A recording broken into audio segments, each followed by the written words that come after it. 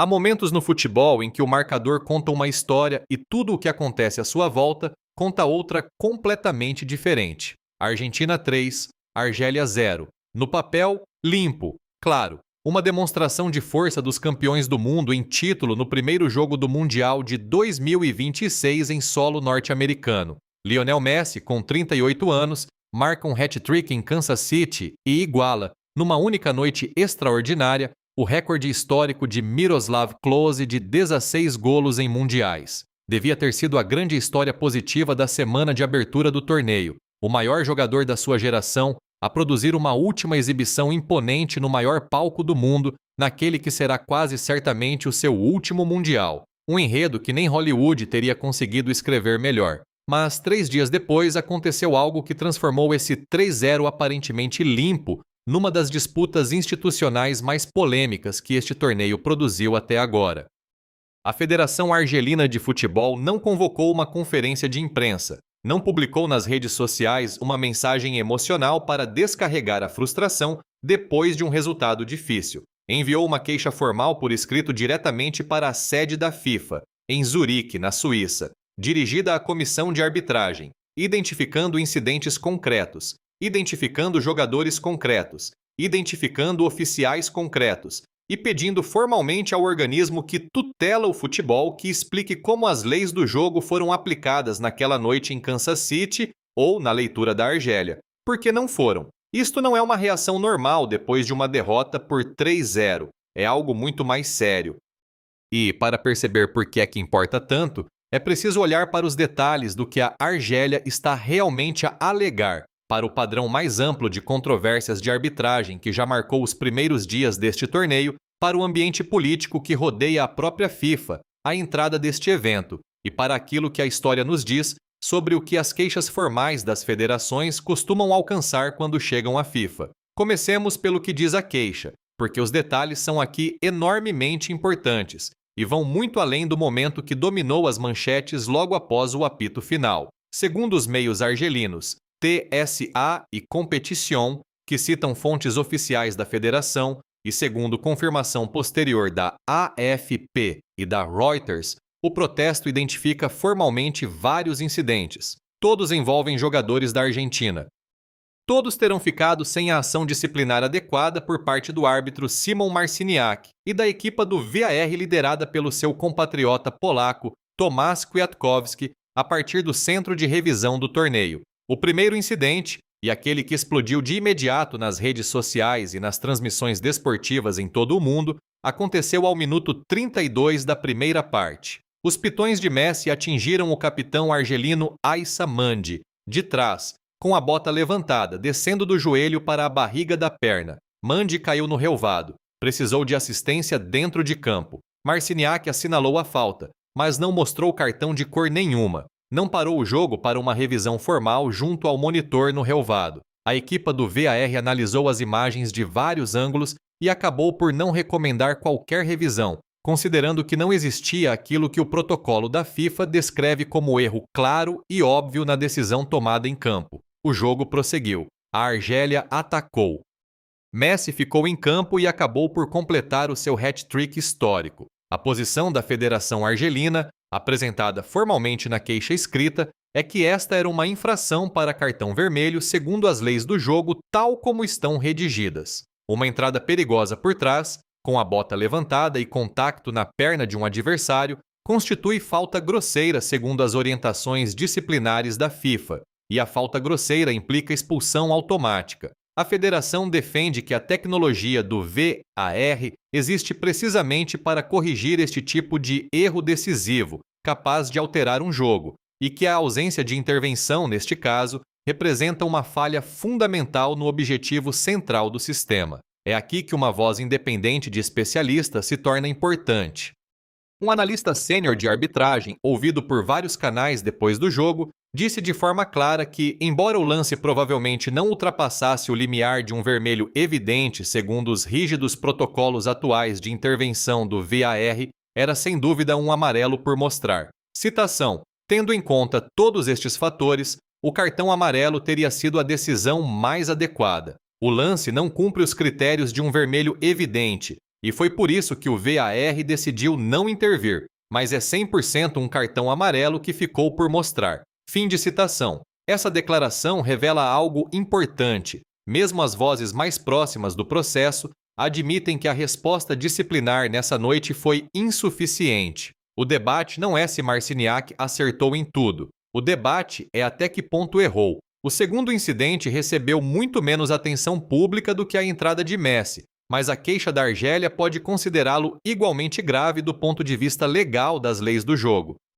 Segundo várias fontes que confirmam o protesto formal da federação, o médio do Liverpool e da Argentina, Alexis Mac Allister, atingiu o avançado argelino de 18 anos, Ibrahim Maza, com aquilo que a federação descreve como uma cotovelada deliberada no rosto, ao minuto 74. O lance ocorreu quando o jogo decorria noutra zona do campo. Mac Allister acertou diretamente na cara de Maza com um braço alto deixado para trás, no momento em que Maza tentava romper a pressão argentina pelo corredor central. O jovem argelino caiu de imediato, agarrado à cabeça. Foi autorizado a continuar temporariamente, mas acabou substituído ao minuto 81. Marciniak estaria, segundo os relatos, a menos de 1 metro do lance quando tudo aconteceu. Não foi assinalada falta, não houve revisão, não foi mostrado cartão. Mac Allister saiu dali sem qualquer consequência disciplinar. Juntando estes dois incidentes, o argumento da Argélia deixa de ser apenas uma reação emocional a uma derrota num jogo de futebol. Torna-se um caso estruturado, formal e juridicamente específico que afirma o seguinte: se ambas as situações tivessem sido avaliadas corretamente segundo as leis do jogo em vigor, a Argentina poderia ter ficado reduzida a 9 jogadores durante uma parte significativa da primeira parte e ao longo do quarto final do encontro. Uma equipa sem 2 dos seus jogadores mais influentes, incluindo talvez o jogador individual com maior valor comercial do planeta, em fases de um jogo já tenso e disputado, vê alterado todo o equilíbrio tático e físico do que se segue. O resultado final de 3-0 talvez não tivesse sido o marcador que uma Argentina completa construiu contra uma Argélia completa nessas circunstâncias. A Federação Argelina não está simplesmente a dizer que teve azar. Está a argumentar formalmente, por escrito, perante o organismo responsável por supervisionar e nomear esses oficiais, que o registro oficial do seu jogo pode ter sido moldado em parte por decisões que não seguiram as regras tal como estão escritas. E é aqui que o contexto se torna absolutamente essencial para perceber o peso desta queixa, porque esta não é a primeira vez que a Federação Argelina escolhe exatamente este caminho institucional quando sente que foi prejudicada ao mais alto nível do jogo. Em 2022, depois de a Argélia ter sido eliminada da qualificação para o Mundial pelos Camarões, pela regra dos golos fora nos últimos segundos do prolongamento, a federação apresentou um recurso formal à FIFA, descreveu a arbitragem dessa noite como escandalosa e exigiu que o jogo fosse repetido na íntegra. A FIFA analisou o recurso e acabou por não o aceitar. A Argélia não foi ao Catar. A dor dessa eliminação e a luta institucional pública da federação contra ela tornaram-se um capítulo marcante da história recente da equipa. Depois, no início deste ano, durante a Taça das Nações Africanas, a Argélia foi eliminada nos quartos de final pela Nigéria. A federação voltou a seguir o mesmo processo formal, apresentando queixas tanto à Confederação Africana de Futebol como diretamente à FIFA. Desta vez, a queixa surgiu acompanhada de cenas verdadeiramente perturbadoras no próprio relvado. O árbitro do jogo precisou de escolta policial física para sair de campo, à medida que os confrontos com membros da equipa técnica argelina se intensificavam à sua volta. A Federação Argelina foi depois multada em $100 mil pela CAF pelo comportamento de jogadores, equipa técnica e adeptos nesse dia, incluindo adeptos que, segundo relatos, acenaram notas na direção dos árbitros, num gesto amplamente interpretado como uma acusação de corrupção ao juiz da partida.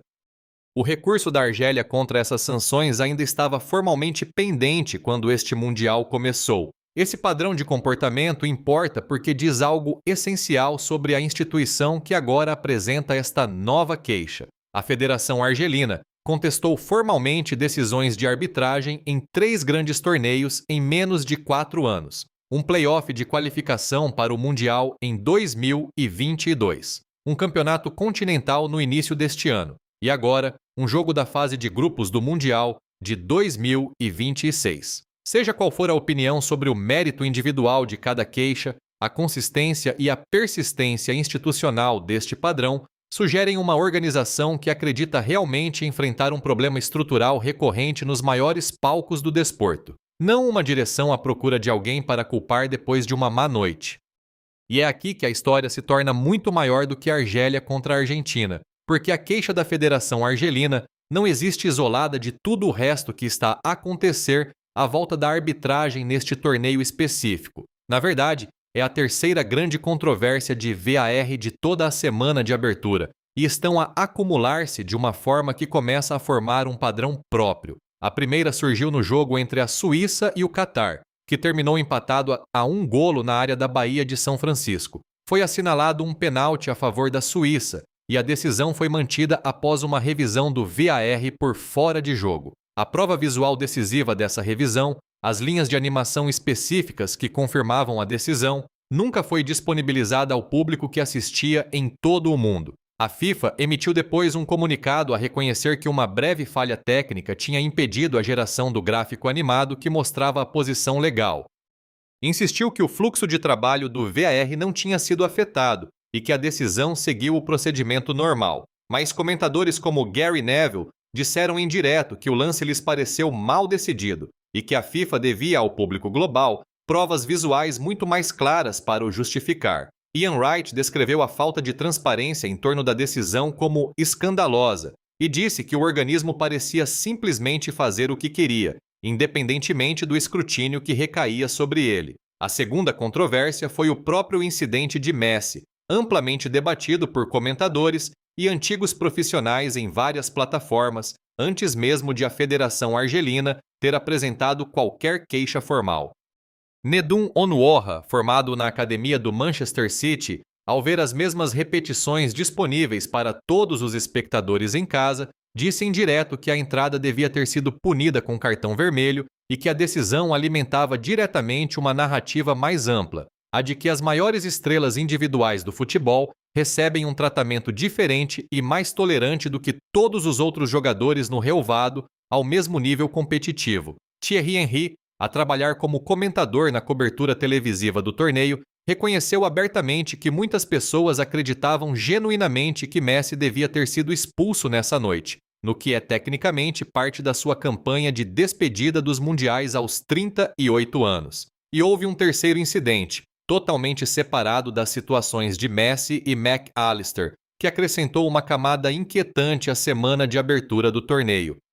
Durante o jogo da Alemanha contra Curaçao, em Houston, o árbitro Sean Evans foi acusado por ativistas antidiscriminação de fazer um gesto com a mão associado a grupos supremacistas brancos no momento em que a transmissão televisiva passava para a sala do VAR. As acusações geraram de imediato apelos para que a FIFA retirasse Evans do painel de arbitragem. A comissão disciplinar da FIFA acabou por ilibá-lo, mas o episódio em si contribuiu para uma atmosfera crescente de suspeita institucional em torno de toda a operação de arbitragem deste torneio. É nesse ambiente que a queixa formal da Argélia chegou agora, não como uma reclamação isolada de uma equipa que simplesmente perdeu um jogo de futebol, mas como a expressão institucional mais séria e mais documentada até agora de um padrão que comentadores televisivos, antigos jogadores respeitados e condecorados, e agora uma federação nacional inteira, identificaram de forma independente e pública logo na primeira semana do torneio. Nada disto existe num vazio político, e é aqui que a história se torna ainda maior. A relação da FIFA com o poder político nunca foi mais complicada nem mais visível do que neste torneio em particular. Gianni Infantino, presidente da FIFA desde 2016 e figura que, no essencial, reconstruiu a organização a partir das ruínas dos escândalos de corrupção da era Blatter, esteve presente durante toda a preparação do evento de formas que atraíram enorme escrutínio. Na véspera do torneio, Infantino pediu publicamente aos adeptos de futebol que, citação, se acalmassem e relaxassem, fim de citação, em resposta aos críticos da FIFA, mesmo quando o organismo enfrentava perguntas das Nações Unidas sobre políticas de controlo migratório no país anfitrião que ameaçavam impedir adeptos de alguns países de assistir aos jogos em segurança. The New Yorker publicou em junho deste ano um longo perfil de Infantino, descrevendo-o como um homem que refez o futebol mundial à sua imagem. Um antigo alto responsável da FIFA citado nesse texto afirmou, e estas são as palavras relatadas: é justo dizer que nenhuma decisão significativa neste torneio é tomada sem a intervenção direta de Gianni. É uma afirmação relevante vinda de alguém que trabalhou dentro da organização e, embora deva ser lida como a caracterização de uma fonte, não como um facto operacional provado, fala diretamente da concentração de autoridade no topo do organismo que governa o futebol, no exato momento em que as questões sobre transparência arbitral e coerência institucional dominam a conversa sobre este Mundial. A relação de Infantino com o atual presidente dos Estados Unidos, Donald Trump, foi amplamente noticiada e tornou-se uma fonte própria de fricção política em torno do torneio. Antes do evento, uma coligação de mais de 90 organizações da sociedade civil e de direitos humanos enviou uma carta formal a Infantino, instando-o a usar a sua alegada proximidade pessoal à administração Trump para proteger a segurança e os direitos dos adeptos estrangeiros que viajassem para os Estados Unidos para o torneio, especificamente no contexto de operações agressivas de controle migratório conduzidas nas cidades anfitriãs. O presidente da Federação Iraniana de Futebol, Mehdi Taj, foi mais longe, dizendo aos jornalistas que se tratava, citação, de uma posição puramente política, fim de citação, e que a FIFA tinha de lhes dizer para desistirem desse comportamento, referindo-se às autoridades migratórias norte-americanas. Na prática, isto significa o seguinte para a queixa da Argélia: ela está absoluta a ser tratada por uma instituição cuja governação interna, independência e relação com o poder político e comercial estão simultaneamente sob escrutínio de várias direções, ao mais alto nível do debate público global. A FIFA analisar uma queixa argelina sobre a forma como os seus oficiais trataram um jogo que envolvia uma das nações comercialmente mais valiosas do futebol, com uma das figuras individuais mais promovidas do desporto mundial no centro, não é um processo administrativo neutro conduzido no vazio. É um processo que decorre dentro de uma cultura institucional específica, num momento político específico, envolvendo interesses comerciais específicos que fazem parte desta história. O próprio Messi disse publicamente e repetidamente que este Mundial é o seu último. Cada jogo que disputa carrega o peso da despedida. Cada momento que produz em campo é tratado pela máquina global de transmissão em torno deste torneio como uma possível última memória do maior jogador que o desporto alguma vez viu. O valor comercial dessa narrativa para a FIFA, para os canais, para os patrocinadores e para o ecossistema mediático desportivo global construído à volta deste evento é incalculável. Nada disso implica automaticamente algo corrupto ou predeterminado na forma como os árbitros são instruídos a atuar, mas fingir que esse contexto não existe ao analisar como uma decisão controversa envolvendo Messi foi revista e acabou por ficar inalterada seria deliberadamente ingênuo. Antigos jogadores disseram-no claramente. O peso comercial em torno de certos jogadores influencia a forma como os árbitros processam momentos sob pressão. Consciente ou inconsciente, formal ou apenas cultural, essa influência atua no fundo de todas as grandes decisões de arbitragem em torneios desta escala. Pensemos agora no que isto significa para as pessoas diretamente apanhadas no meio de tudo isto. Ibrahim Azá tem 20 anos. Correção. Foi descrito em vários primeiros relatos como tendo 18 anos e depois noutros como tendo 20, reflexo da rapidez da cobertura em torno de um novo talento emergente. Disputava o seu primeiro jogo num Mundial, contra os campeões em título, na mesma noite em que o homem do outro lado do relvado fazia história. O que quer que tenha acontecido exatamente naquele momento com o cotovelo de McAllister, a sua própria federação nacional acredita que ele foi atingido no rosto enquanto o jogo continuava à sua volta, e que os oficiais responsáveis por protegê-lo segundo as leis do jogo falharam por completo. Isto não é uma queixa tática sobre um resultado. É a entrada de um jovem jogador no palco mundial e o estabelecimento futebolístico do seu país a levantar-se por escrito para dizer que aquele momento merecia muito mais proteção do que recebeu.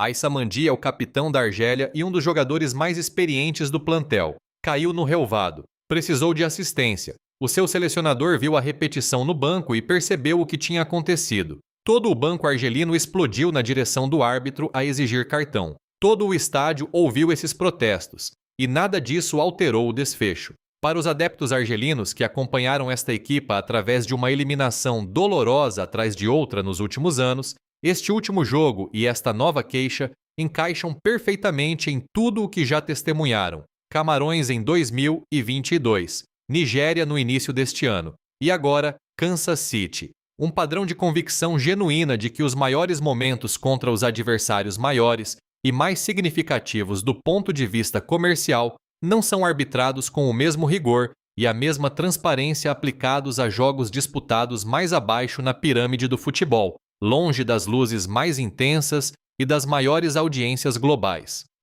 A grande pergunta que tudo isto levanta para o resto do torneio é se o VAR, tal como funciona atualmente neste Mundial, consegue realmente cumprir a sua promessa central. O sistema foi introduzido precisamente para eliminar os erros decisivos, capazes de alterar jogos, mudar resultados e corromper a integridade das competições. Devia ser a resposta a todas as queixas anteriores sobre erro humano em momentos cruciais. O que o caso da Argélia, juntamente com a polêmica do pênalti Suíça-Catar e a série de outros debates arbitrais da semana de abertura, começa a sugerir é que o VAR em 2026 não está a entregar coerência neutra, está a entregar intervenção seletiva. Decisões de pênalti que afetam nações próximas do país anfitrião são revertidas através de revisões complexas que o público nunca vê totalmente explicadas. Entradas físicas envolvendo o jogador mais famoso do mundo são avaliadas contra um limiar definido de forma tão estreita que até os especialistas que analisam o processo reconhecem que a decisão resultante foi errada pelo critério do amarelo, ainda que talvez não suficientemente errada pelo limiar específico do vermelho para ativar o mecanismo criado precisamente para a corrigir. Se isto soa a um sistema desenhado para produzir resultados convenientes em vez de resultados corretos, convém deixar claro que ninguém provou essa acusação. Mas a preocupação já não vem apenas de jogadores frustrados e adeptos parciais. Vem agora de antigos profissionais condecorados, figuras relevantes dos meios de comunicação e uma federação nacional inteira, formalmente e no registro institucional permanente. O que acontece a seguir é verdadeiramente incerto. A FIFA irá processar a queixa da Argélia através dos seus procedimentos internos habituais de avaliação disciplinar e arbitral, como faz com todas as queixas formais apresentadas por federações membro. Simon Marciniak, Tomás Kwiatkowski e toda a equipa do VAR desse jogo em Kansas City poderão enfrentar uma avaliação interna de desempenho que examine as suas decisões nessa noite, separada de qualquer declaração pública que o organismo decida emitir. Historicamente, queixas pós-jogo deste tipo, mesmo acompanhadas de provas vídeo com marcas temporais específicas e apresentadas formalmente por todos os canais institucionais adequados, raramente resultaram em resultados anulados ou sanções retroativas a jogadores depois de um resultado oficial ser inscrito nos registros. O recurso da Argélia contra os Camarões em 2022 acabou por não alterar nada nessa eliminação. A queixa contra a Nigéria no início deste ano continua pendente, sem resolução que tenha mudado a sua saída do torneio. O desfecho mais realista desta nova queixa não é um jogo repetido nem um resultado revertido. É, no máximo, uma revisão interna que poderá afetar futuras nomeações de Marciniak e da sua equipa, acompanhada de alguma forma de reconhecimento formal ou negação por parte da comissão de arbitragem da FIFA. Mas isso não torna a queixa irrelevante nem sem consequências. A Federação da Argélia usou a única ferramenta institucional formal disponível para uma nação que acredita ter sido prejudicada no maior palco do desporto. A queixa está agora no registro oficial permanente. Faz parte da história documentada deste torneio. Acrescenta a voz da Argélia formalmente e por escrito, a um coro que, no fim desta semana de abertura, inclui analistas televisivos respeitados, antigos jogadores amplamente condecorados, organizações de direitos humanos e agora todo um organismo nacional de governo do futebol, todos a levantar de forma independente a mesma pergunta fundamental a partir de ângulos e meios diferentes. A pergunta é se o organismo que governa o futebol está disposto a ouvi-la, porque o silêncio da FIFA nos dias imediatamente posteriores a estas queixas foi notório e deliberado. Nenhuma explicação pública detalhada sobre o raciocínio do VAR no lance de Messi. Nenhuma transparência sobre o processo interno de revisão do pênalti Suíça-Catar. Nenhuma declaração a responder às preocupações fundamentais sobre a consistência da arbitragem que se acumularam durante a semana de abertura do torneio a uma velocidade que ninguém habituado a acompanhar grandes competições poderia considerar normal. Gianni Infantino disse aos adeptos para se acalmarem e relaxarem antes de este torneio começar. Mas quando 3 grandes controvérsias de VAR surgem na primeira semana de um Mundial coorganizado pelos Estados Unidos e disputado perante a maior audiência televisiva combinada da história do desporto, acalmar e relaxar deixa de ser uma resposta institucional razoável e começa a parecer uma evasão. As fases a eliminar ainda não começaram. A pressão sobre os árbitros, o peso de cada decisão e o escrutínio global de cada repetição só vão aumentar daqui para a frente. E todas as perguntas sem resposta desta semana de abertura estarão à espera em segundo plano quando chegar a próxima controvérsia, que ao ritmo a que este torneio se move, parece menos uma possibilidade e mais uma questão de tempo. A Argélia joga o próximo encontro deste grupo sabendo que o resultado oficial marca 3-0 contra si e sabendo que a sua queixa formal está na caixa de entrada da FIFA sem resposta confirmada. O seu Mundial não acabou, mas a história em torno do primeiro jogo ficou agora permanentemente integrada na narrativa mais ampla deste torneio, não apenas como a noite em que Messi fez história, mas como o momento em que as fissuras na forma como este Mundial está a ser arbitrado se tornaram impossíveis de ignorar.